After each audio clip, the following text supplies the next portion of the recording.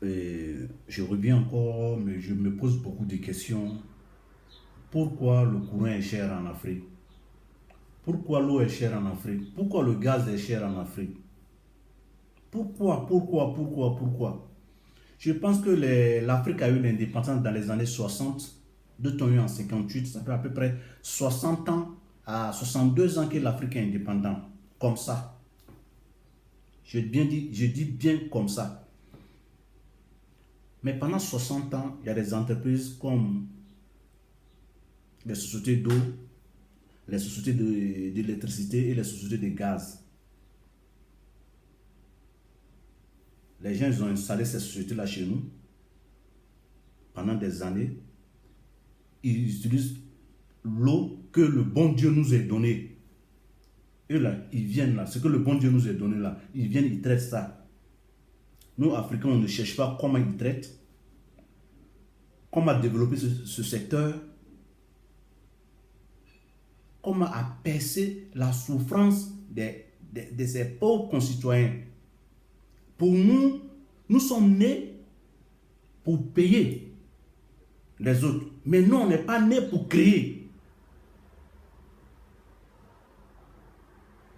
Comment nous, on peut refuser le scientifique? Comment nous, on peut refuser la créativité? Comment une société peut rester sur son sol pendant 50 ans, pendant 60 ans? Tu ne cherches pas comment la société s'est imposée, comment la société fait pour circuler. Je ne sais pas quel mot je peux dire, tellement que ça m'énerve aujourd'hui. Et là, les sociétés de courant.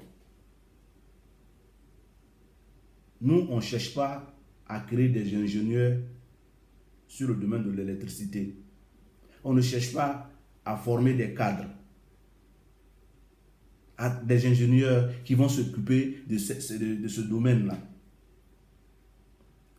L'Occidental vient, il met l'usine, et il nous prend, nous, Africains, on travaille dans l'usine là, puis les seuls, hein, et puis toute la population, il utilise toute la population. Et l'argent qu'il prend pour nous payer là, au retour, nous, on paie le courant, et l'argent là, ils nous reprennent. Ce qui veut dire que c'est souvent comme si on était des esclaves, quoi. L'eau que Dieu t'a donné là, il te fait travailler dans l'usine, l'argent qu'il te dit te paye là, il s'en va récupérer ça dans ta main. C'est comme ça que le peuple africain vient. Les gens viennent avec leur système, ils nous gouvernent avec ce système-là, ils mettent des audits, nous on paye, et l'argent là, ils prennent, ils viennent déposer. L'Africain ne cherche pas comment la société a été créée, quel chemin on doit emprunter pour se développer, rien.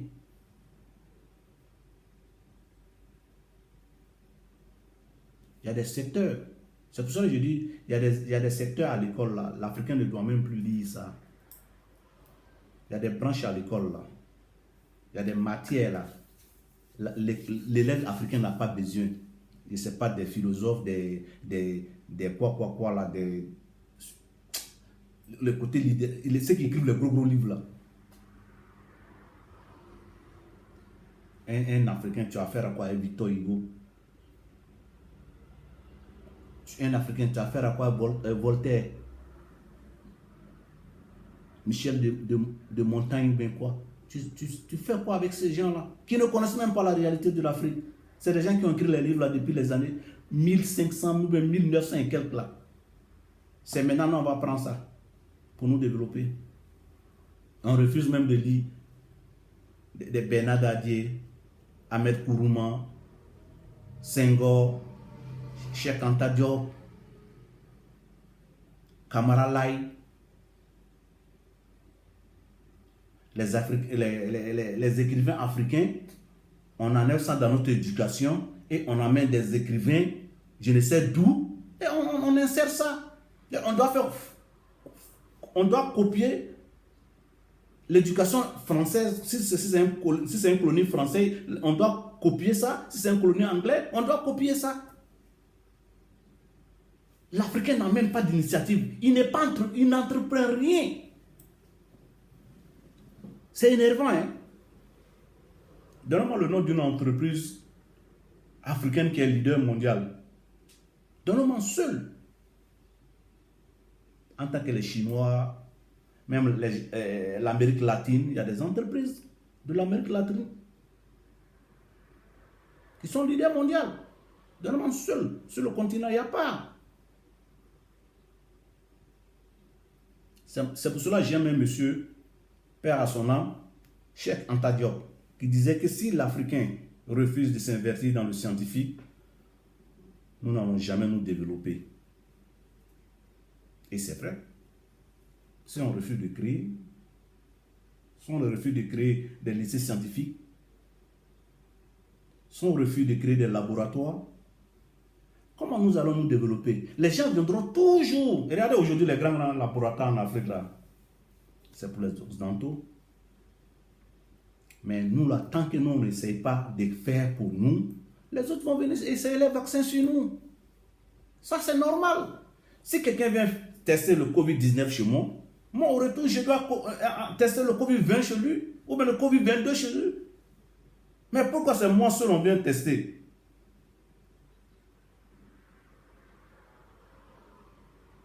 C'est pour dire que c'est récent. Hein. Vous avez vu comment l'Africain ne veut pas entreprendre. On veut refuser de faire des recherches. Si quelqu'un dit va venir essayer ces vaccins sur nous, nous aussi, on doit essayer pour nous, sur eux aussi. Si on avait fait ça, il n'y a pas de parole. Parce que l'Européen sait que nous, on est bouchés. On ne cherche pas. Tu as vu, ils étaient frustrés quand le président Malgache avait dit qu'il avait trouvé. Pour eux, ils sont frustrés, ils veulent pas. C'est comme la brebis se révolte contre le lion. C'est ça.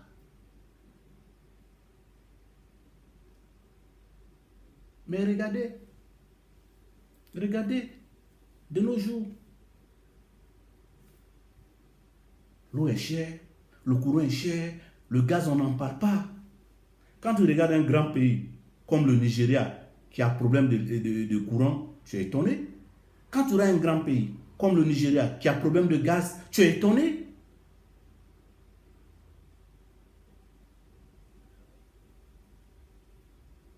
Mais nous, on part où? On ne cherche rien. On ne veut même pas. La recherche, là, on s'en fout de ça. Mais ce truc qu'on peut rechercher, nous, on ne force seulement que dans la politique. La politique, là, ça, on est fort. Pour s'aimer la guerre, la violence, la famine, ça, on est meilleur dans ça. Cette entreprise-là, la violence, nous, on est champion dedans. Nous, Africains, on est champion dedans. Mais pour le développement du pays, non.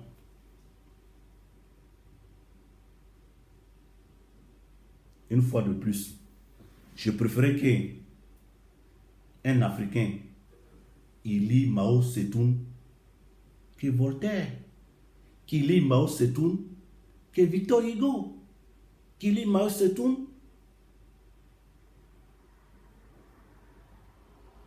La paix. La paix. Cherchons à se développer. Tant qu'on ne crée pas un climat de paix, on a des problèmes de développement, on a des problèmes de créativité.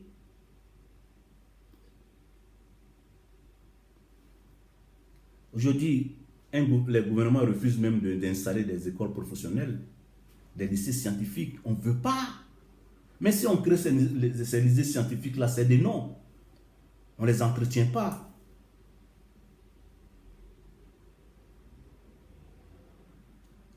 Ce qui est marrant, c'est quand l'État aussi donne des bourses aux étudiants de venir fréquenter en Occident, même s'il est dans le domaine scientifique, demain il laisse.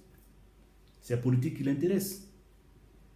Et ses parents l'encouragent même dedans.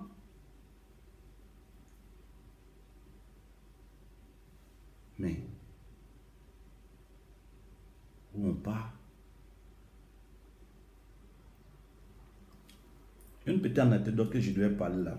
Il y a une année, encore à 5 à 6 ans, là, le président actuel du Mali, si les Maliens m'écoutent très bien, j'étais au Mali en ce moment-là, si les Maliens m'écoutent très bien, le président actuel Boubacar Keïta, il a un nom bizarre là, qui a refusé, les jeunes sont sortis pour marcher, le président il a mis les forces de l'ordre pour les bastonner, pour les récoltes, pour les ordures là, récolte des ordures là. Mais le président malien, il n'a pas été clément avec sa population. Il dit non. Collecte des ordures là, il dit non. Il a préféré aller signer un contrat avec des Marocains, je te le jure, avec des Marocains. Les Marocains arrivent sur le terrain, ils ne maîtrisent pas le terrain. Je ne sais pas si c'était 9 milliards ou bien combien de milliards. Les Marocains ne connaissent même pas le terrain. Et les jeunes qui il a refusé de les sponsoriser, les Marocains sont obligés de prendre ces jeunes-là pour travailler avec ces jeunes-là. Maintenant, lui, le président et le Maroc, ils se partagent les milliards. Mais ils refusent même sa population, ils refusent de les aider. C'est des exemples que je dis, l'Afrique n'est pas un continent maudit. Quand vous avez des gouvernants égoïstes, corrompus, assoiffés d'argent, la base d'éducation zéro, et qui a peur de faire des lycées scientifiques, mais comment le pays peut aller de l'avant? Des gouvernants qui attirent tous les malheurs pour venir sur les continents, pour endetter les continents et déposer la population dans la souffrance.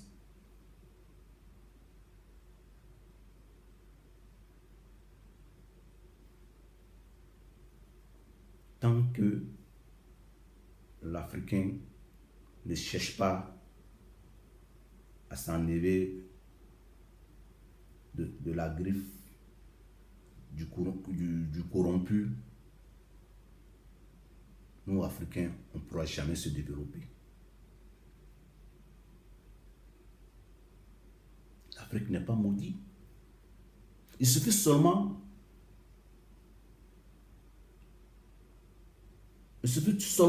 de faire quelque chose, de balayer ces corrompus-là. Aujourd'hui, je prends l'exemple d'un pays comme Botswana, Cap-Vert, l'Éthiopie, même le Rwanda. Oui, un peu. Moins de corruption. Tu vois comment aujourd'hui ces pays-là se développent. C'est magique.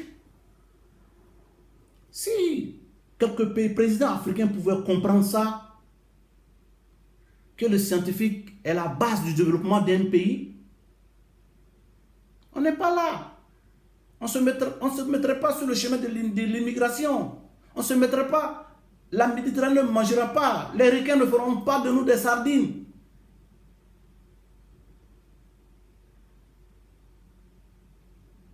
Mais pourquoi on refuse le scientifique? Pourquoi on refuse? C'est vrai que tout le monde ne peut pas entreprendre.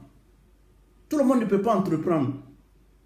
Mais au moins, c'est des secteurs de recherche. Regardez aujourd'hui la guerre entre la Chine et les États-Unis. Quand les Chinois ils parlent, ils étudient, ils captent, ils font comprendre beaucoup de choses. Quand ils arrivent chez eux, ils développent. Ils développent même mieux.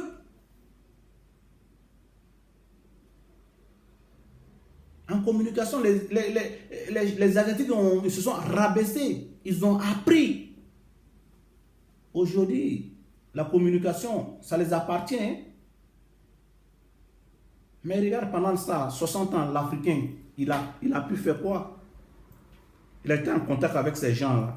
Il n'arrive même pas à développer le côté de l'eau chez lui d'abord. Il n'arrive même pas à canaliser l'eau chez lui d'abord. Il n'arrive pas à dire à ces gens-là, aujourd'hui, là, le système de l'eau, de l'électricité, là, nous, on a compris, j'ai formé des cadres, là. Aujourd'hui, je vais développer ça dans mes différentes villes. Non. La société qui est depuis les années 60, là, jusqu'à aujourd'hui, là, c'est la même société qui nous utilise. On ne peut pas leur dire que basta. On ne peut pas leur dire c'est bon comme ça. C'est nous maintenant, on va prendre le relais. Non. On signe seulement des contrats de 100 ans avec eux. Ça veut dire que son arrière-petit-fils va venir trouver ce contrat-là.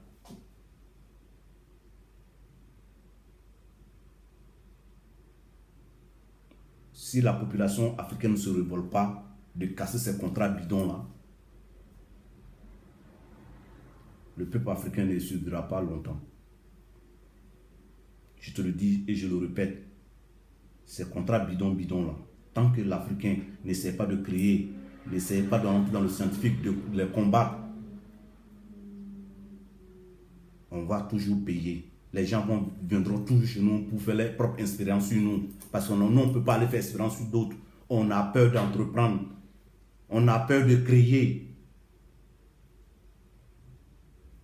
C'est vrai qu'on dit que les Européens viennent piller l'Afrique de gauche à droite. Le reste qui n'ont pas pillé là, qu'est-ce que nous on fait de ça? Quel développement nous on prend pour développer ça? Le reste qui n'ont pas pillé là, ils nous ont laissé là. Qu'est-ce que nous on prend pour développer? On ne peut pas développer l'eau, on ne peut pas développer le gaz, on ne peut pas développer courant. Il y a quoi encore? Rien. Les bases fondamentales de la vie d'un être humain là, l'Africain n'arrive pas à faire ça. On se lamente. Nous, on sait faire quoi? On sait faire quoi maintenant? La guerre? La famine? L'hypocrisie?